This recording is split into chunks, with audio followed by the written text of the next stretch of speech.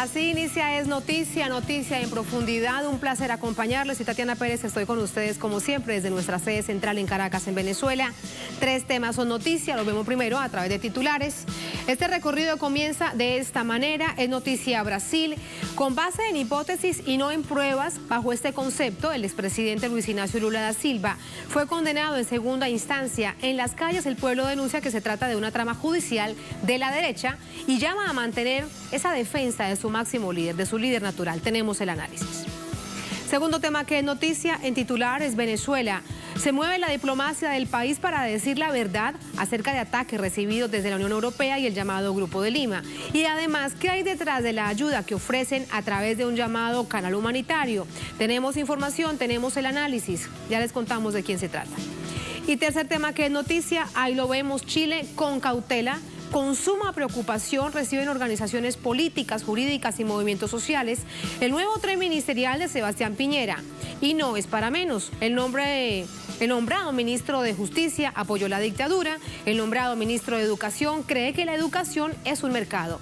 Así que ¿quién es quién? Se los contamos en Noticia que así comienza. Bienvenidos, bienvenidas.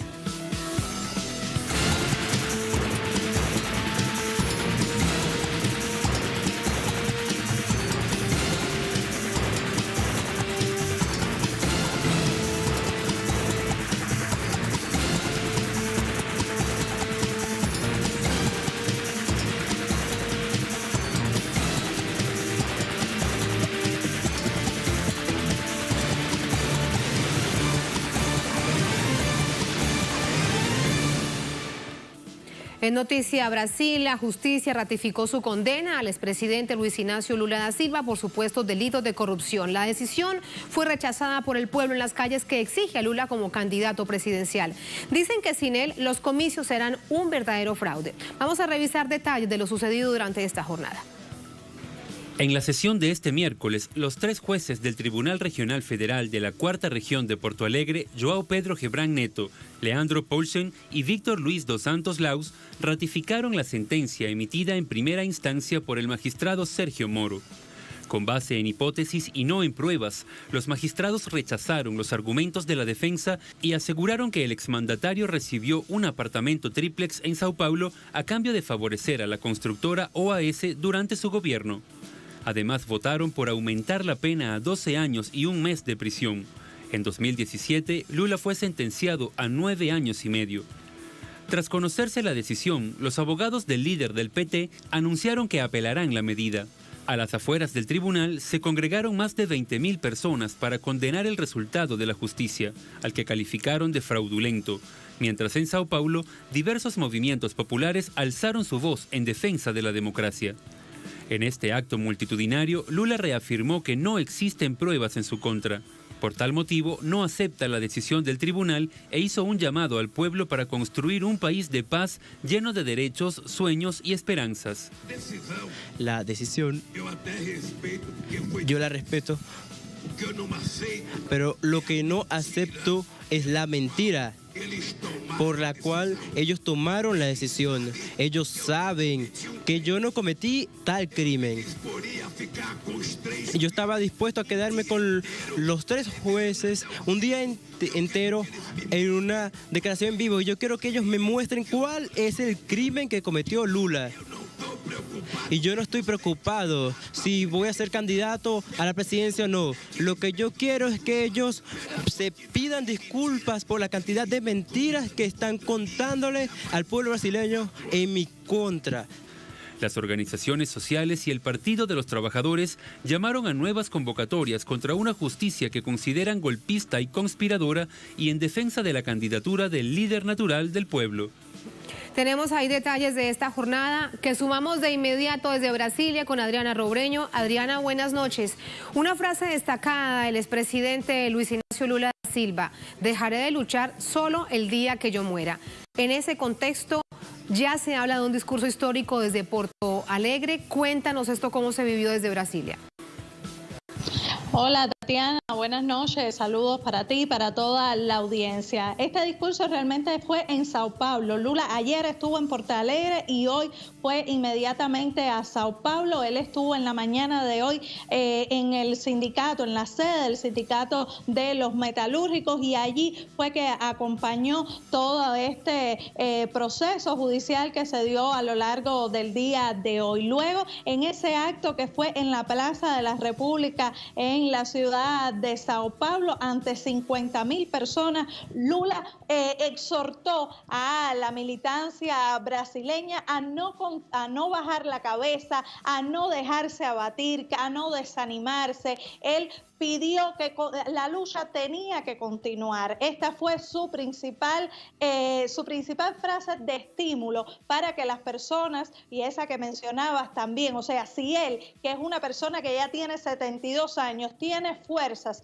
para continuar luchando, el resto de los brasileños también van a seguir probablemente junto con Lula. Él decía también que ellos pueden prender a Lula, pero no el sueño de la libertad y el sueño de la esperanza.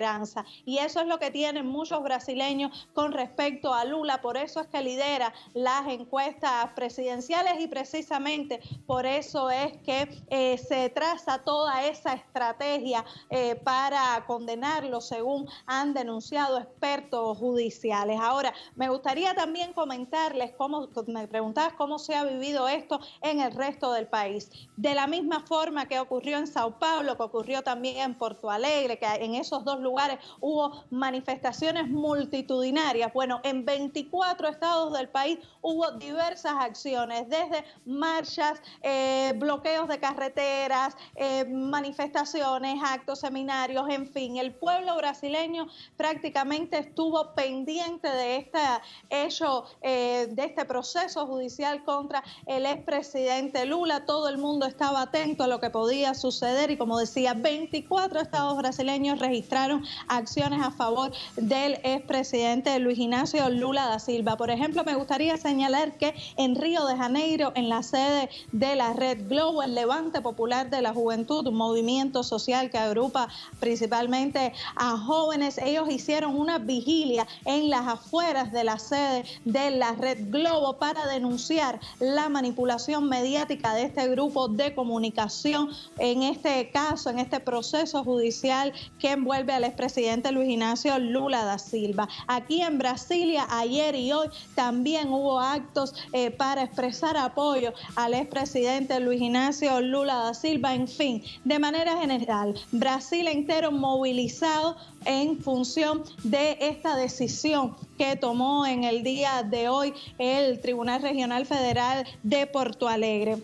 Ahora, algo que es muy importante y es si esta condena que fue ratificada, de hecho fue aumentada en el día de hoy a 12 años y un mes de prisión, puede dejar a Lula inelegible para las próximas elecciones que serán en octubre de este año. Por el momento, Lula no ha quedado inelegible. Lula aún oficialmente no es candidato a la presidencia. Estas candidaturas se hacen oficiales a partir de agosto. Por tanto, él aún no es inelegible. Esto es un proceso que está comenzando ahora. Desde el punto de vista jurídico, la defensa de él decía que iba a apelar, pero son dos procesos diferentes. Uno es el proceso normal, el proceso penal normal, y el otro es el proceso electoral. Así que por el momento el Partido de los Trabajadores ya anuncia que en el día de mañana va a presentar en Sao Paulo la candidatura del expresidente Lula, la va a hacer oficial. Y como él decía, la lucha va a continuar. Ya se organiza una caravana por el sur del país después del carnaval en las finales de febrero, que va a iniciar precisamente en Porto Alegre, la capital del estado Río Grande del Sur.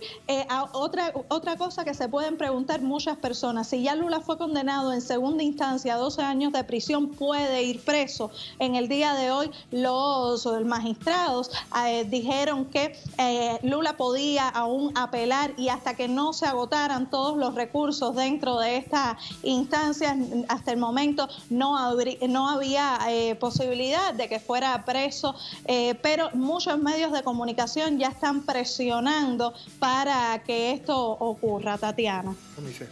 Así las cosas, todos estos detalles los sumamos de inmediato al análisis y veremos más movilizaciones entonces en los próximos días. Adriana, gracias, buenas noches. Allí teníamos a Adriana Robreño, nuestra corresponsal permanente desde Brasilia.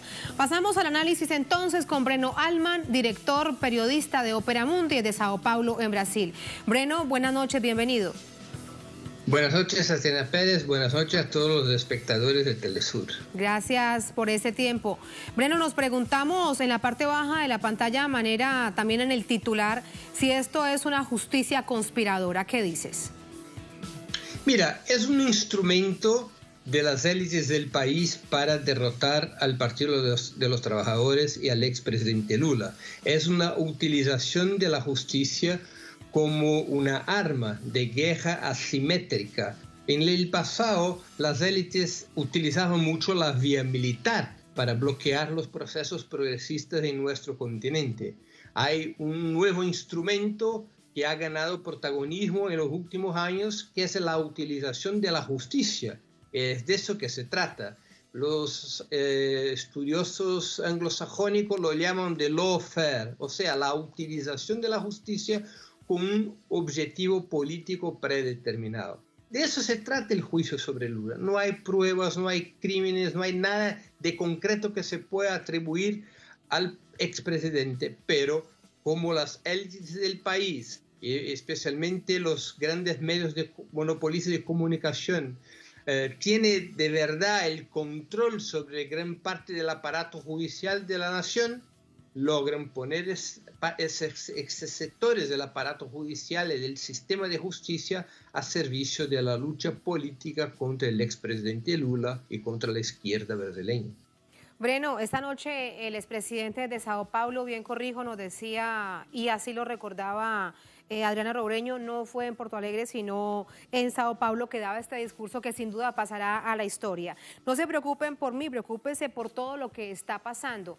¿Quién se preocupa realmente en este momento por el pueblo? Si esto que estamos viendo es una acción de la justicia. Mira, hay que comprender la condena de Lula como parte del proceso golpista que está en curso en Brasil desde 2016, cuando la derecha logró tumbar por un golpe parlamentario al expresidente Dilma Rousseff. ¿De qué se trata? De imponer una agenda de reformas liberales que sacan derechos del pueblo, derechos y conquistas de los últimos 15 años, cuando ha gobernado el PT, pero también derechos de conquistas que vienen desde los años 30. En Brasil seguro es el país, uno de los países, sino el país donde la nueva ofensiva neoliberal se hace más fuerte, más dura contra los derechos de los trabajadores y de los pueblos. Bueno, sacar al presidente Lula de la concurrencia electoral, sacarlo de la posibilidad que pueda ser nuevamente electo presidente de la República, es el golpe dentro del golpe, o sea, hace parte de un proceso para garantizar esa agenda liberal que el expresidente Lula, con mucha razón, la denuncia como la verdadera razón de la perseguición en contra él. O sea, no lo persiguen solamente por una cuestión de injusticia, lo persiguen para atacar los derechos del pueblo brasileño y para impedir que el pueblo brasileño derrote el proyecto neoliberal que está en curso desde el golpe de Estado de 2016. Breno, ¿y qué pasa con el prestigio, si se quiere plantear de esta manera, de los magistrados que han tomado esta decisión, una condena en segunda instancia, solo con base en hipótesis, no hay una prueba real en términos judiciales? ¿Qué pasa con su prestigio? ¿Cuál es el precio que están pagando o cuánto es que se está, en términos de alguna manera económicos, cuánto están costando estos jueces? Mira, de verdad que lo que se pasa en Brasil es una ruptura, la ruptura final con la Constitución de 88 y con la orden democrática. La decisión de los magistrados han provocado los efectos de un verdadero sabotaje económico. Las decisiones de esos magistrados ha profundizado la crisis económica, ha sacado empleo de la gente, ha desestabilizado la situación política, ha hecho todo el trabajo sucio que precedió el golpe de Estado de 2016 y están siguiendo con ese trabajo sucio para impedir que el presidente Lula vuelva al gobierno. Él está en la delantera de todas las principales encuestas del país, una delantera muy amplia en relación a los demás candidatos. Es seguro que va a crecer su delantera porque el pueblo está reaccionando, el pueblo está ganando conciencia del carácter injusto de uso político de las decisiones de la justicia brasileña. Hay una creciente movilización popular. Pudimos ver hoy mismo esa situación. Los magistrados, la derecha, el gran capital, los medios de comunicación de verdad están generando en Brasil un callejón sin salida para el pueblo. El pueblo va a tener ahora como instrumento central la desobediencia civil, la rebelión ciudadana, o sea, enfrentar a esa derrocada de la democracia en las calles, que es el gran llamado que hace el presidente Lula y el Partido de los Trabajadores al pueblo, que ha hecho en un discurso histórico ese llamado del presidente Lula esa noche. Es lo que veremos en los próximos días de acuerdo a esa convocatoria que se anuncia desde mañana. Breno, gracias por ese análisis. Un placer, buenas noches. El placer es mío, es siempre la orden de Telesur, de tu programa, Tatiana. Muy buenas noches, muchas gracias. Regresamos a la mesa para compartir más visiones acerca de esta decisión que ha tomado la justicia. Como lo ha dicho la propia población en las calles, una justicia conspiradora. Se trata de un fraude porque no hay pruebas reales en términos judiciales, jurídicos, para condenar en esta segunda instancia al expresidente. Aquí lo tenemos en mesa. Analistas, condena a Lula, concreta estrategia de las élites. Tras la ratificación de la condena contra el expresidente de Brasil, varios analistas internacionales han asegurado que lo ocurrido este miércoles concreta la estrategia para evitar su candidatura en comicios presidenciales en octubre próximo. Miren ustedes, esa sentencia es una verdadera aberración jurídica, no tendría otra forma de decirlo. Los poderes intentan sacar a Lula del juego político, es lo que ha dicho en entrevista para Telesur Beto Vázquez, a un analista político. Tenemos también los tuits de nuestros corresponsales. Además, destacó que la decisión unánime no fue una sorpresa, ya que 2 de los 3 magistrados, quienes votaron por ampliar la pena a 12 años y un mes, declararon previamente su deseo por condenar al dirigente brasileño. Sale de cualquier procedimiento adecuado, de cualquier neutralidad e imparcialidad que se esperaría del juicio, reiteró el analista político consultado por nuestra casa, por Telesur. Ahí la información. Así nos vamos a la primera pausa en El Noticia.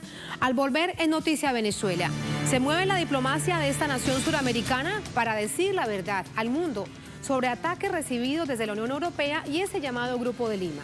Y nos planteamos una pregunta: ¿qué hay detrás de esa ayuda que ofrecen a través de un supuesto canal humanitario? Lo analizamos en estudio la vicepresidenta de la Asamblea Nacional Constituyente de Venezuela, Tania Díaz. En minutos en El Noticia, sigan con nosotros.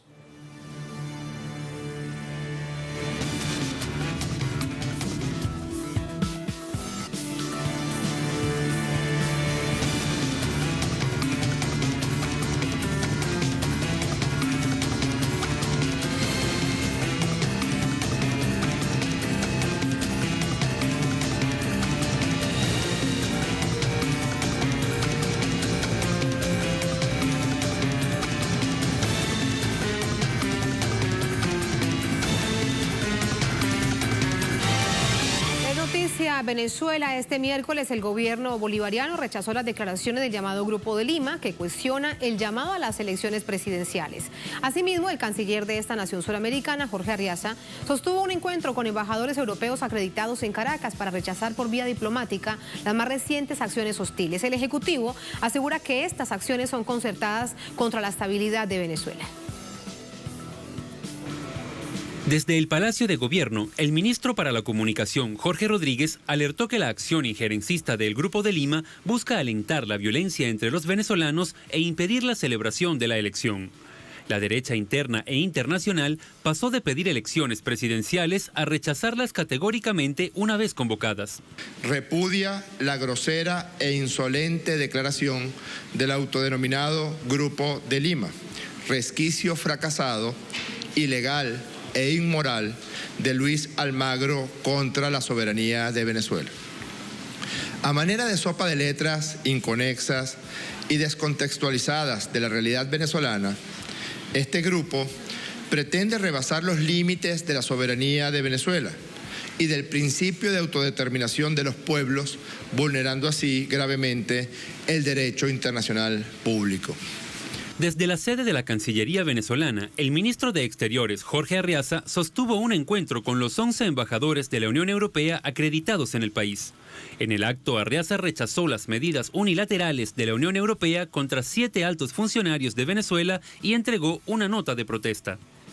Lo que está aquí escrito no se sustenta ante ninguna clase de análisis jurídico, político, diplomático. Se trató de convertir la Unión Europea en una especie de tribunal para juzgar, violando todas las convenciones diplomáticas, toda la ley que existe y que está vigente, para juzgar los asuntos internos de Venezuela. Qué lamentable, pero además lo hicieron intencionadamente.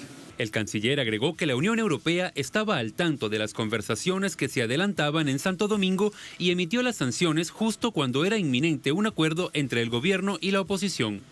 La derecha internacional insiste además en solicitar al gobierno la apertura de un canal para el suministro de ayuda humanitaria, tesis negada por las autoridades venezolanas que consideran que esta posibilidad lesionaría la soberanía nacional. En 2010, la supuesta ayuda humanitaria que el gobierno de Estados Unidos destinó para Haití en ocasión del terremoto que cegó más de 150.000 vidas significó en realidad la ocupación militar de ese país, acción totalmente innecesaria para labores de asistencia. Desde entonces, y en contra de la voluntad manifiesta del pueblo haitiano, la ocupación norteamericana persiste y ha establecido bases militares desde donde se amenaza las revoluciones de Nicaragua, Cuba y Venezuela. Según la firma encuestadora venezolana Interlaces, un 72% de los venezolanos está de acuerdo con la celebración de la elección presidencial. Tenemos los detalles de esta jornada con el contexto, como siempre, en Noticia. Nos vamos con el análisis. Para ello nos acompaña Tana Díaz. Ella es la vicepresidenta de la Asamblea Nacional Constituyente de Venezuela. Constituyente, bienvenido. Buenas noches, gracias por estar con nosotros. Gracias a ustedes. Y quiero comenzar en este contexto de análisis sobre las elecciones presidenciales. Se toma la jornada anterior la decisión, hay múltiples reacciones. ¿Cómo perciben ustedes al pueblo tras conocerse esta decisión? Bueno, es que la Asamblea Nacional Constituyente lo que está haciendo es atendiendo al llamado al mandato popular. Esta Asamblea Nacional Constituyente, constitucional y legítima, tengo que decirlo porque la declaración reciente del llamado Grupo de Lima es un irrespeto completo a los artículos 347, 348 y 349 de esta Constitución, que si quieres ahora los podemos rápidamente leer porque vale la pena recordar, ¿no? Y se convoca una Asamblea Nacional Constituyente justamente en la búsqueda de la paz. El año pasado, en 30 de julio, fuimos a elecciones buscando la forma de frenar la violencia terrorista que sectores minoritarios de la derecha habían sembrado en las calles del país y de frenar la arremetida económica que contra el pueblo venezolano tienen esos mismos sectores. Bueno, más de 8 millones de venezolanos fueron a votar y eligieron la Asamblea Nacional Constituyente para transitar este camino de la forma como lo sabemos hacer los venezolanos, que es en paz, en democracia y con elecciones.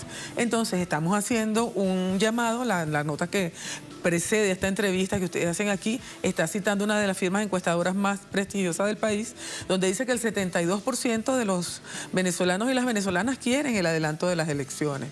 Pero lo paradójico, Tatiana, es que la oposición política también hasta el día de ayer quería el adelanto de las elecciones. Yo invito a los usuarios internacionales que están viendo Telesur fuera de las fronteras venezolanas que busquen las expresiones de propaganda de la derecha venezolana, de la oposición política, durante el año pasado, durante el periodo que ellos denominaron la salida, y vean los letreros que detrás de diputados de la Asamblea Nacional Espuria estaba un letrero gigantesco que decía elecciones ya. Ahora que hay elecciones, porque estamos en el 2018 y es el periodo constitucional para convocar a elecciones presidenciales, ahora dicen que no. ¿Cuáles son las razones? Tatiana, esas son las preguntas que yo quisiera que se hicieran quienes nos están mirando a través de Telesur. ¿Qué interpretación tiene usted con respecto a ello? Porque este mismo mensaje es replicado a través de este llamado Grupo de Lima, de la Unión Europea y también del gobierno de los Estados Unidos. Bueno, primero voy con los artículos de la Constitución, ¿no? Artículo 347 dice: el pueblo venezolano es depositario del poder constituyente originario. En ejercicio de dicho poder puede convocar una Asamblea Nacional Constituyente con el objeto de transformar el Estado, crear un nuevo ordenamiento jurídico y redactar una nueva Constitución. Para eso necesitamos la paz de la República y lo que hemos hecho es trabajar siempre con el voto popular. 3 elecciones en el último semestre del año pasado y esta que vamos a hacer ahora en este año, y en eso estamos trabajando. 348, la Asamblea Nacional Constituyente no es ilegal ni ilegítima. La iniciativa de la convocatoria a la Asamblea Nacional Constituyente podrá tomarla el presidente o presidenta de la República en Consejo de Ministros, lo dice aquí. Y 349, que es muy importante para este momento, el presidente o presidenta de la República no podrá objetar la nueva Constitución. Y escuchen este párrafo: los poderes constituidos no podrán en forma alguna impedir las decisiones de la Asamblea Nacional Constituyente.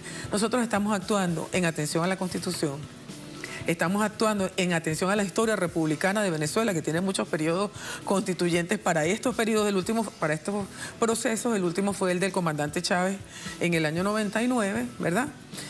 Que parió esta Constitución, uno de los libros más leídos del mundo, esta Constitución, y estamos ahora también haciendo ese tránsito. ¿Qué es lo que ocurre? Que después de la elección constituyente y después de las últimas 3 elecciones, 8 millones de votantes, 11 millones de votantes fue la última. Derrota aplastante para los sectores políticos de oposición. La oposición política en Venezuela quedó reducida a prácticamente nada. El discurso internacional que sostenían, diciendo que ellos tenían la hegemonía política, que eran la mayoría política del país y que simplemente no los dejaban acceder al poder por vías antidemocráticas, quedó derrotada. Es decir, no hay argumentos. ¿Qué es lo que están haciendo ahora?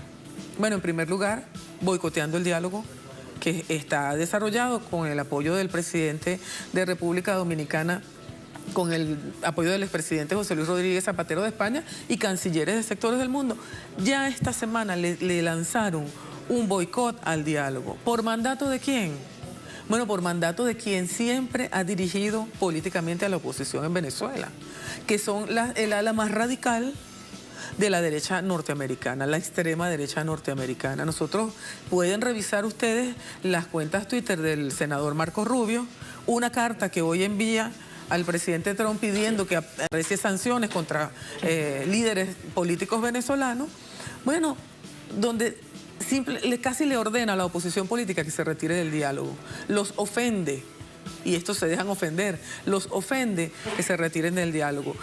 Paralelamente, no acude la oposición al diálogo, y con la excusa de que la oposición no acudió al diálogo, la Unión Europea también emite lo que la Unión Europea dice que son sanciones. Nosotros simplemente lo llamamos agresiones contra el país, diciendo que el diálogo ha fracasado, ¿no?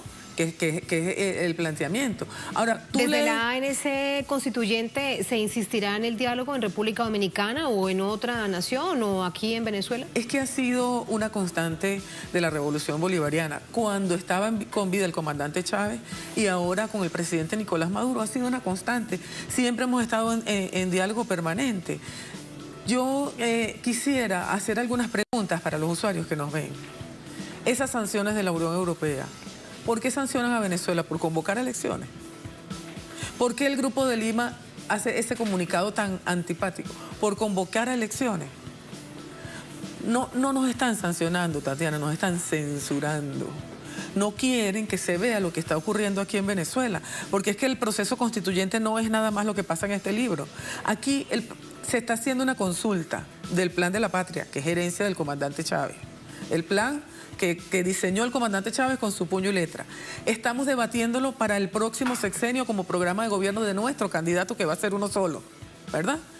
Y han acudido más de 2,5 millones de personas a asambleas de todo el país. Eso es lo que no puede verse y eso es lo que nos están censurando. En Venezuela hay una democracia como no puede exhibirla ninguna otra nación. Ahora, esto llama mucho la atención, constituyente. Usted me va entregando esas reflexiones y evidentemente surgen más preguntas. ¿Hay una decisión intencional de no leer o tal vez de no saber entender lo que pasa en el país, lo que pasa, por ejemplo, con las fuerzas chavistas, lo que pasa al interior de la Asamblea Nacional Constituyente? Mira, ¿intencional o no? Se lo pregunto, no sé. Yo creo que tenemos que evaluar esto también en el contexto geopolítico. Yo estaba mirando tu programa, que me gusta mucho, ¿no? Y estaba mirando lo que acaba de ocurrir en Brasil.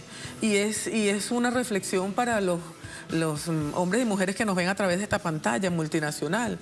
Se trata de los distintos intentos de neocolonización de las fuerzas imperiales en este territorio.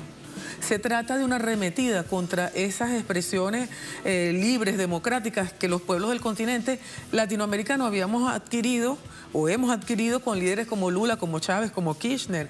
Se trata de pasar una aplanadora y destruir los estados-nación que tenemos nosotros. Por eso no se puede ver el contexto solamente como lo que ocurre en Venezuela. No se puede ver como que en Venezuela hay problemas económicos que son además creados por esas mismas fuerzas imperiales. Se tiene que ver como un asunto de índole regional que nos debe preocupar y ocupar a todos. Creo que todos tenemos que salir hoy a apoyar la candidatura de Lula da Silva, porque a todas vistas se ve que es un juicio que no tiene elementos jurídicos sino políticos, ¿verdad? Para impedir que vuelva a ser el presidente que los brasileros quieren, probablemente, muy probablemente, porque fue con ese gobierno que millones salieron de la pobreza, que tuvieron acceso a la educación, a la salud, a la vivienda, igual como ocurre en Venezuela. Si tú revisas lo que ha ocurrido con naciones que además como Venezuela tienen una inmensa riqueza petrolera, nosotros somos la mayor reserva del mundo, vas a ver que es el mismo esquema de ocupación el que están tratando de aplicarle a la patria venezolana. La oposición política es simplemente venezolana, es simplemente un operador, un títere de esos intereses que además les trae tanto a la derecha venezolana como a algunos factores de la derecha internacional, bueno, ganancias, ¿verdad? Negocios muy lucrativos que vale la pena que también se pongan sobre la mesa de análisis. En definitiva, ¿qué te digo? Nosotros en la Asamblea Nacional Constituyente no vamos a desmayar. Nosotros vamos a seguir conquistando victorias como lo hemos hecho los venezolanos, cosa que nos llena de orgullo, a través de la organización popular, a través de la conciencia política y a través del voto. Nosotros vamos a tener elecciones en el año 2018, vamos a escoger un nuevo presidente de la República y ese presidente va a ser seguramente un presidente, el candidato de la Revolución Bolivariana. Y lo vamos a hacer por Venezuela y lo vamos a hacer también por los otros pueblos de la región, porque lo que tiene pensado ese imperialismo decadente, con tremendos problemas internos, lo que tiene pensado es venir a nuestra tierra, a nuestra región, a expoliar las riquezas de la manera más brutal. Uno de esos caminos es esa exigencia del canal humanitario. Se dice en el Grupo de Lima, se dice en comunicados de la Unión Europea, se dice, se persiste y se reitera. ¿Cuáles son los riesgos de un canal humanitario?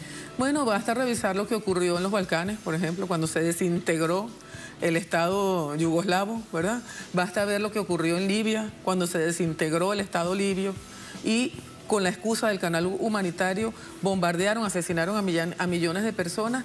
Muchos hicieron grandes negocios, muchos hacen en este momento grandes negocios a través del contrabando de petróleo y de todas las riquezas minerales que tienen esos países, y quien no recibe ayuda humanitaria, quien no recibe ayuda humanitaria, quien no recibe trato humanitario alguno, son los habitantes de Irak, de Libia, la región de Siria que está siendo en este momento objeto de esta agresión. Es decir, ese es el plan que tienen para Venezuela, pero Venezuela lo entendió. Y una gran enseñanza que nos ha dejado nosotros el año 2017 y el año 2018 es que aquí ya no son solamente las fuerzas de la revolución las que tienen conciencia de que ese es el plan. Aquí ya no son solamente los que nosotros llamamos chavistas, con mucho orgullo, quienes vamos a salir a votar en las elecciones ahora en el primer cuatrimestre del año 2018 para decirle al mundo que Venezuela no quiere guerra, que Venezuela sabe, porque hemos aprendido con toda esta intensa revolución que estamos viviendo, porque Venezuela está viviendo una revolución, de verdad, hemos aprendido a defender lo que es el país y sabemos que ese camino, sea como sea, es el nuestro, con problemas, con dificultades, pero es nuestro camino. Y no han logrado todavía sembrar una guerra en Venezuela, ni lo van a lograr. Lo intentaron hacer durante 4 meses el año pasado, por fortuna, por muchas razones que aquí hemos analizado, no se logró. Lo que viene en estos meses, previo a la convocatoria de manera oficial por parte del CNE de las elecciones presidenciales. Te lo pregunto porque vimos previo a cada uno de los procesos de elección de alcalde, de elección de gobernadores, cómo arreciaba todo ese ataque desde la perspectiva de la guerra económica. ¿Cómo se debe preparar el pueblo venezolano para esto? Bueno, nosotros no solo nos estamos preparando, nosotros estamos trabajando. Ya la Asamblea Nacional ha aprobado 7 de las 8 leyes que inicialmente presentó el presidente Maduro para avanzar en el combate colectivo, a la guerra económica. Y vamos a salir en avanzada. Pero paralelamente nosotros somos una revolución y un gobierno que nunca se deja de lado el ser humano, que siempre busca los mecanismos para ayudar. Y hemos buscado cosas que no son la solución definitiva, pero que son paliativos y que ayudan a la población a resistir este momento. Allí se ve, Tatiana, la hipocresía de los gobiernos que nos rodean, y por eso tampoco han podido consolidar eso que para lo que trabaja el grupo de Lima, que bien lo dijo Jorge Rodríguez, es un residuo de lo que dejó Luis Almagro, ¿verdad? Porque es hipócrita. ¿Cómo va a ser, por ejemplo, el gobierno de Colombia para recibir en su territorio a los 5.600.000 colombianos que nosotros tenemos aquí en Venezuela, y que con todos los problemas económicos que podamos tener, coyunturales y orquestados desde afuera, no se han dejado de atender? Que tienen igual acceso al servicio de salud gratuito, de educación, van a las escuelas donde van los niños de los venezolanos, donde están recibiendo ahorita sus 3 comidas a pesar de las dificultades. Esas son cosas que otros países no tienen y que no pueden resistir. Entonces, en ese doble discurso, la oposición o la derecha venezolana y continental quedó al desnudo como el cuento del rey. Quedó al desnudo.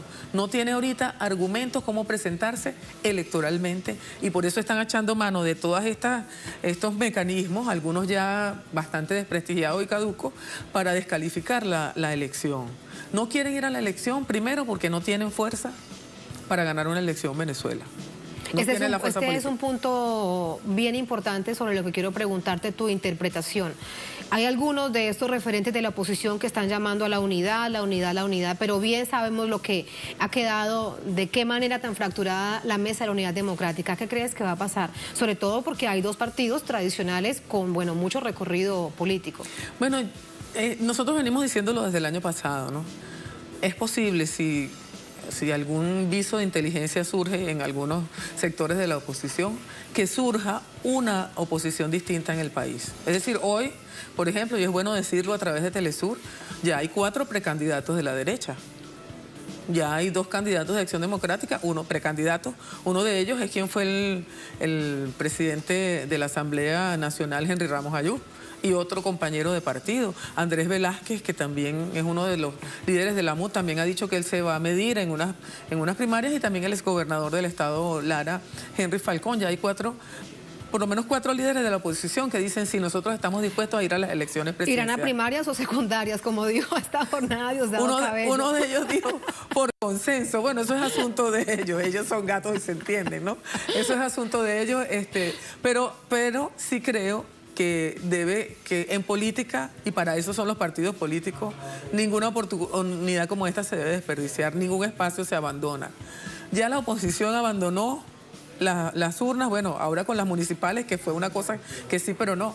Pero en el año 2005 se retiró de las elecciones parlamentarias y se arrepintieron durante una década. Yo creo que algunos políticos de la oposición, sobre la base de esa experiencia, podrían reflexionar y hacerlo de una manera distinta. Y eso también ocurre a pesar de la campaña mediática que hay en el país. Tú me preguntabas qué estamos haciendo en la constituyente. Nosotros estamos en debate constituyente. Esos 3 objetivos: refundar el Estado. Le debemos a Chávez y a la revolución construir un nuevo Estado más acorde a toda la evolución que hemos tenido, evolución política y social que hemos tenido. Redactar un nuevo ordenamiento jurídico, en eso estamos trabajando, y crear una nueva constitución. Nosotros estamos desplegados en todo el país y es parte de lo que quieren censurar. Porque quien va a escribir la constitución no somos los 543 que quedamos ahora.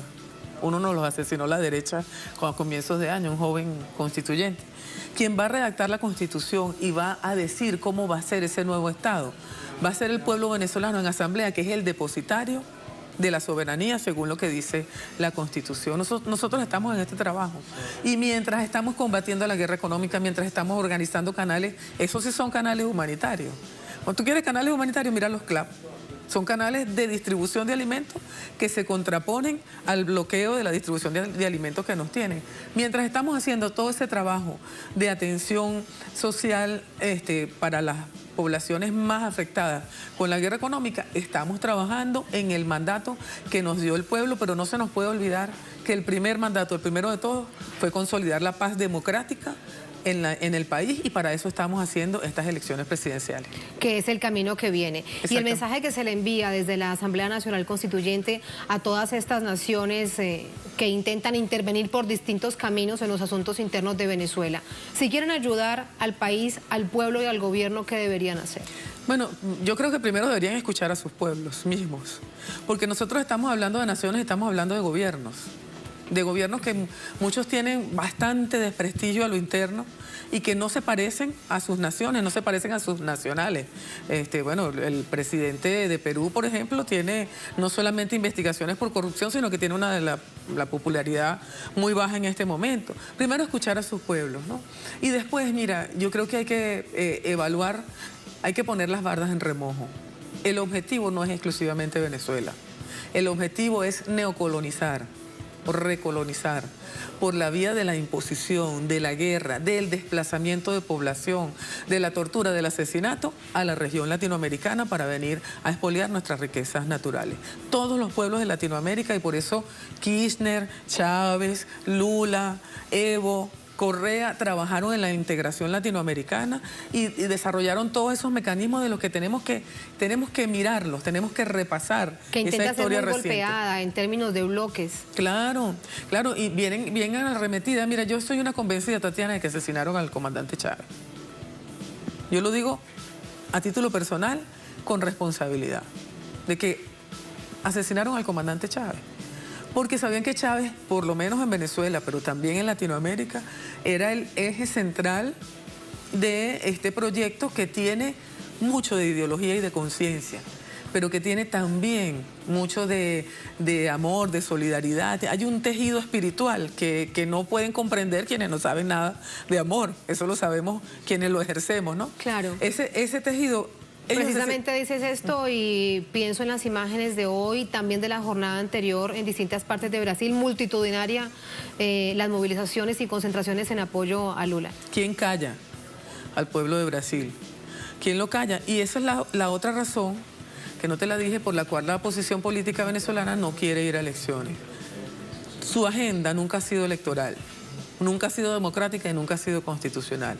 Ellos necesitan un gobierno de facto, como el de Brasil, para poder echar para atrás, o pretenden ellos echar para atrás, los avances sociales, los avances políticos y los avances hasta históricos que hemos tenido en revolución. Si alguien se pregunta cuál es su estrategia de gobierno, sería esa entonces. Es que lo han demostrado. Aquí llegó la oposición como mayoría de la Asamblea Nacional y la primera ley que aprobó fue una ley de amnistía que no tenía el perdón por ninguna parte, no tenía resarcimiento a las víctimas y fue unilateral.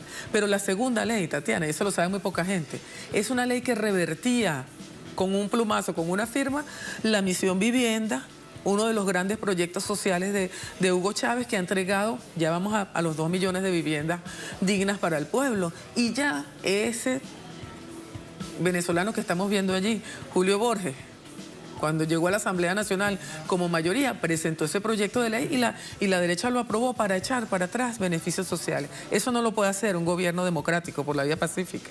Eso tiene que hacerlo un gobierno de facto por la vía de la imposición y de la fuerza. Un gobierno que no tenga ni siquiera empachos morales para hacer lo que están haciendo ahora con Lula en Brasil, para inventarse un juicio que impida que ese hombre que tiene la mayoría de la simpatía política en el país no pueda ser candidato, para seguir privatizando hasta los aeropuertos, hasta las carreteras, Petrobras, para seguir aumentando la jornada laboral, reduciendo las pensiones, bueno, en fin, todo lo que ha hecho ya en este poco tiempo el gobierno de Michel Temer.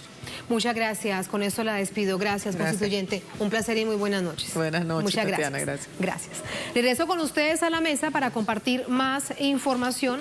Después del análisis siempre tenemos también a manera de síntesis un poco más de hechos que dan cuenta de lo que ha venido sucediendo durante esta jornada. Lo tenemos acá en nuestra mesa. Miren ustedes. Venezuela llama a consulta a su embajador en España.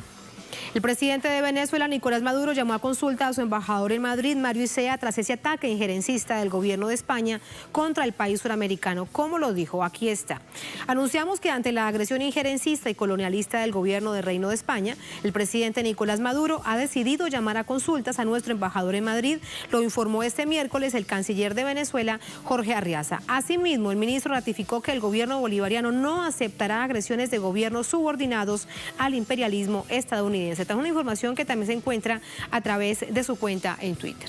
Así nos vamos a la segunda, última pausa en el Noticia. Al volver en Noticia Chile, ¿quién? Les contamos. Es el tren ministerial del gobierno entrante de Sebastián Piñera, del presidente empresario. 2 datos solamente para plantear el asunto. El nombrado ministro de Justicia apoyó la dictadura pinochetista y negó violaciones a los derechos humanos. Segundo dato, el nombrado ministro de Educación cree que la educación es un mercado. Tenemos detalles y análisis al volver en el Noticia.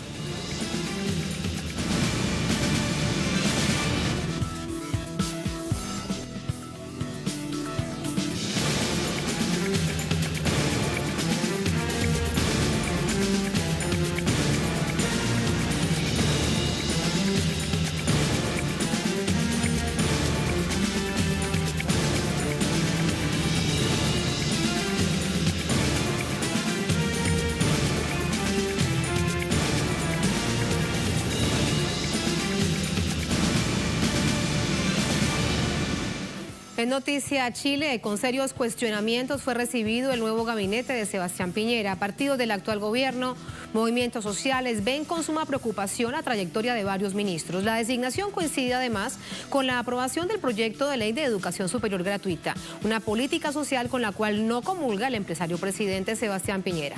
Vamos a revisar todos estos hechos.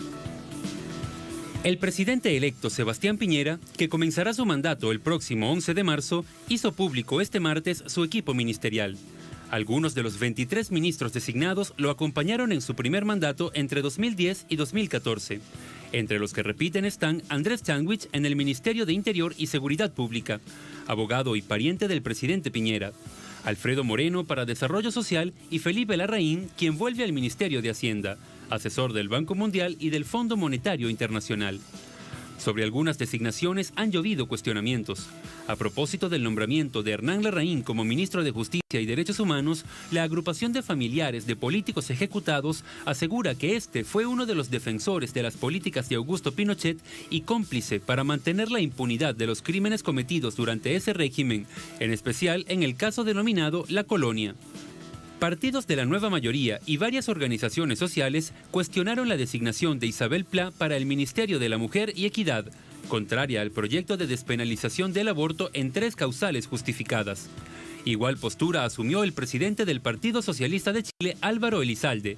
Manifestó que la designación de Gerardo Varela en educación es un retroceso por ser un defensor de la educación de mercado.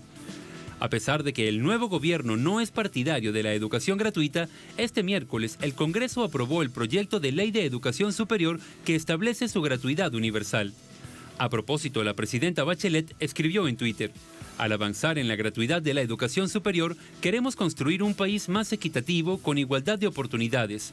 Con la aprobación en el Congreso, consagramos como ley un derecho social que nunca debió estar en manos del mercado. No queda otro camino sino implementarla, fue la resignada respuesta del recién nombrado ministro de Educación.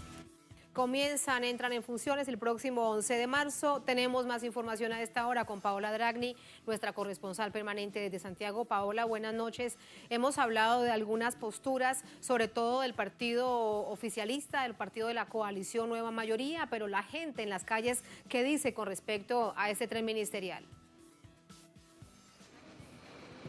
¿Cómo estás, Tatiana? Buenas noches. Así es, veíamos un amplio resumen que han hecho de este perfil del gabinete completo. Y la gente, la verdad, es que está un poco desconcertada, porque veíamos en la campaña de Sebastián Piñera más bien un guiño hacia el centro derecha, hacia el centro político, y se esperaba y se rumoreaba que incluso pudieran haber algunos ministros de la democracia cristiana o que derechamente hubieran sido de la oposición, pero que iban a participar en este gobierno. Pero esto no fue así. El gabinete que presenta Sebastián Piñera es un gabinete claramente hacia los sectores más conservadores y más de derecha. Revisábamos en el resumen algunos de los perfiles, ¿verdad? Y uno de ellos que sería bueno comentar es el de Alfredo Moreno, el ministro de Desarrollo Social también. Él está dejando ayer, renunciando a la entidad gremial de los empresarios chilenos más importante, la Confederación de Producción y Comercio, donde se agrupan los grandes empresarios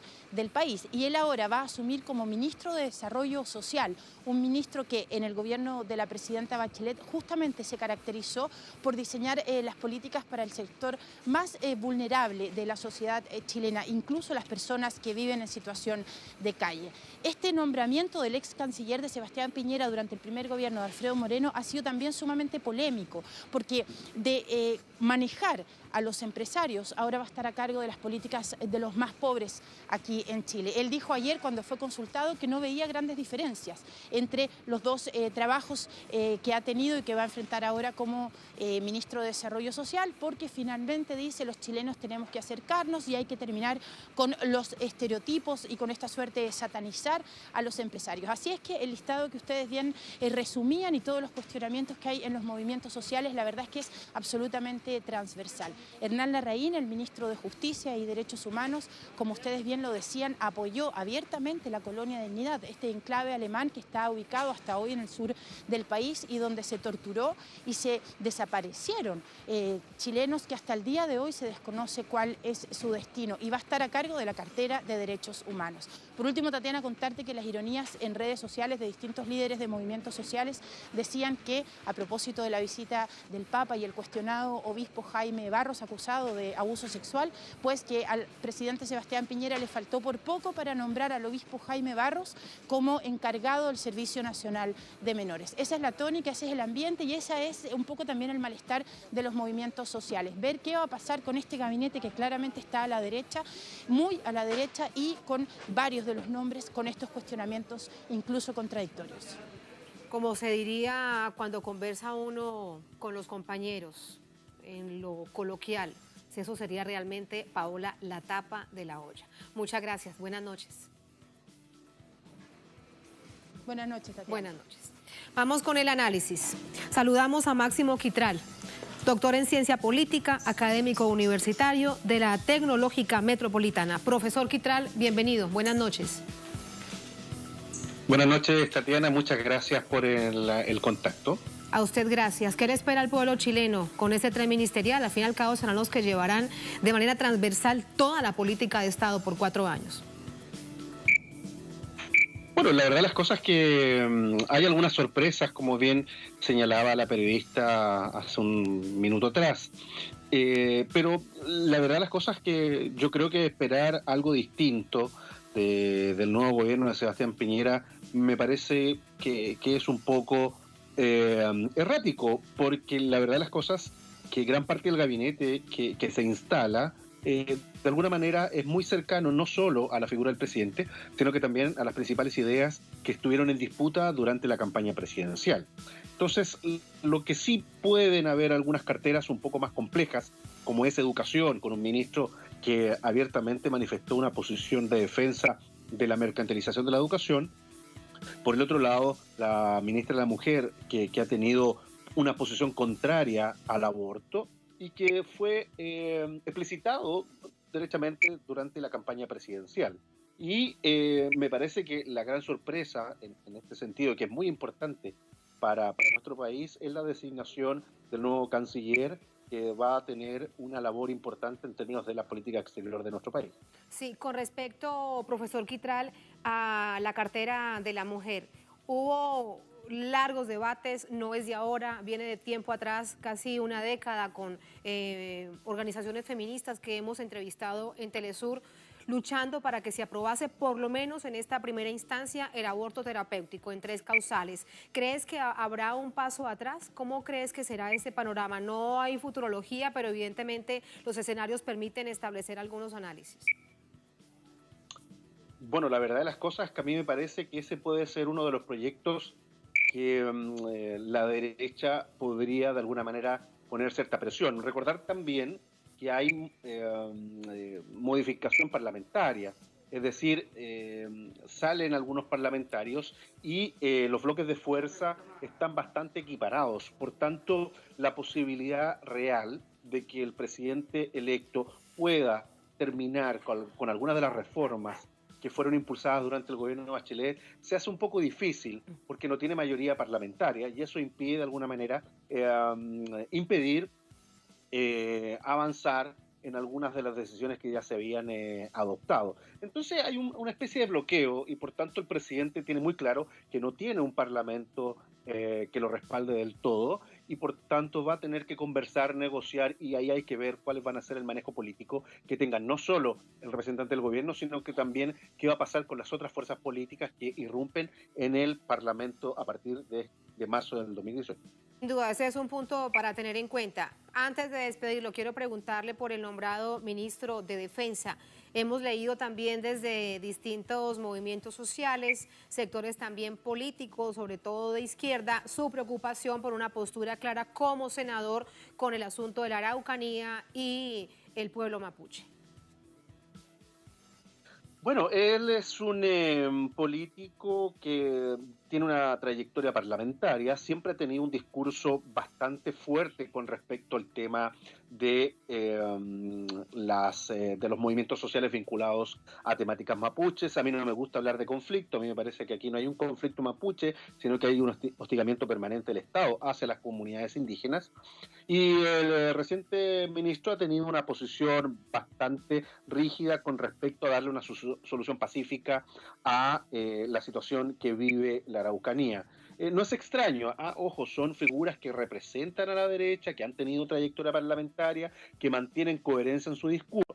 Otra cosa es cuando están directamente trabajando para el gobierno. Me parece que ahí también hay que analizar cómo van a tomar ciertas decisiones que sinceramente pueden de alguna manera chocar con los planteamientos que tienen los movimientos sociales pro movimientos indígenas. Y ahí yo creo que el ministro va a tener que utilizar su capacidad de diálogo porque naturalmente no teniendo el Parlamento a saber, va a tener que movilizarse políticamente de una manera muy criteriosa para evitar que las movilizaciones sociales irrumpan nuevamente en el gobierno de Sebastián Piñera. Una manera tan permanente, prácticamente cotidiana en los 4 años de Sebastián Piñera en el primer gobierno. Muchas gracias, profesor Quitral, por ese análisis. Buenas noches. Muchas gracias, buenas noches. Muy buenas noches. Gracias también a ustedes. Así ponemos punto final a esta emisión de Noticia. Como siempre, un placer haberles acompañado. Cerramos nuestra pantalla tradicional, nos quedamos en redes sociales. @Noticia Telesur, @Tatiana Telesur. Hasta mañana, sigan con nosotros.